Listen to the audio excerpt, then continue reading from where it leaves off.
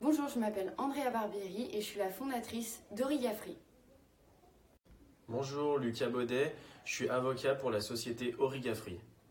Je m'appelle Métra Dominique, je travaille chez Origafree en tant que responsable du service juridique et plus particulièrement spécialisé dans le numérique. Avant de commencer, définissons la notion de droit d'auteur. Le droit d'auteur est l'ensemble des droits dont dispose un auteur ou ses ayants droit sur des œuvres de l'esprit original et des droits corrélatifs du public à l'utilisation et à la réutilisation de ces œuvres sous certaines conditions. Le numérique crée de nouveaux procédés de consultation et de circulation des œuvres qui reposent sur la dématérialisation des supports. Un utilisateur Netflix peut partager ses accès à d'autres utilisateurs qui pourront consulter les contenus gratuitement, ce qui remet en cause l'environnement dans lequel sont développées les règles juridiques de la protection des auteurs. Le piratage rend obsolète le cadre juridique actuel. Il concerne principalement les éditeurs de logiciels, les musiques et les œuvres cinématographiques. Le logiciel est protégé par le droit d'auteur. Cependant, cette protection déroge sur certains points à ce qu'on appelle le droit commun du droit d'auteur. Il s'agit d'une œuvre qui ne s'adresse pas directement à l'homme, mais qui passe par le biais d'une machine.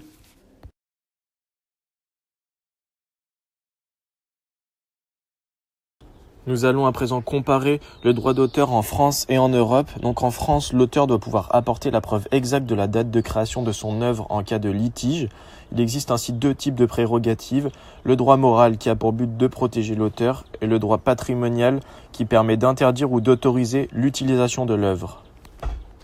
En Europe, vous pouvez obtenir une protection sur l'ensemble du territoire de l'Union européenne par le biais d'une demande directement émise auprès de l'Office de l'Union européenne. Ainsi, cela entraîne une simplification des démarches car une seule demande, un seul paiement. Par conséquent, vous pouvez demander une protection dans un ou plusieurs pays membres de l'arrangement de la Haye.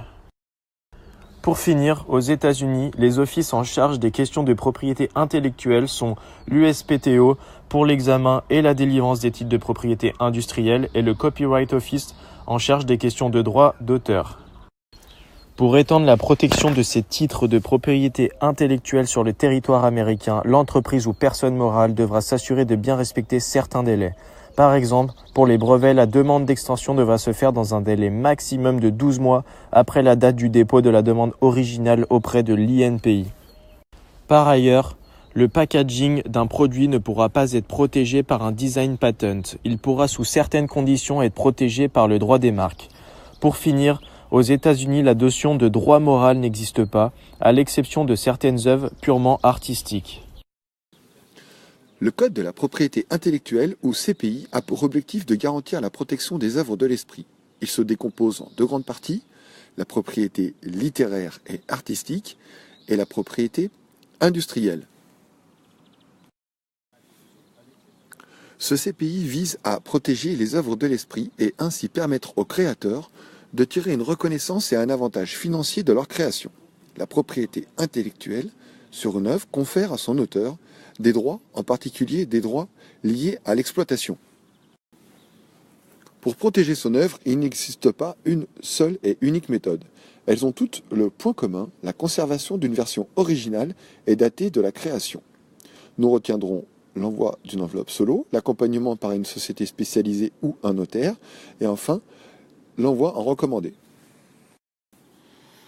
Enfin, en ce qui concerne le sujet du jour, sur Internet, cette disposition sera mentionnée dans la rubrique « Mention légale » du site ou traduite par l'une des 6 licences Creative Commons.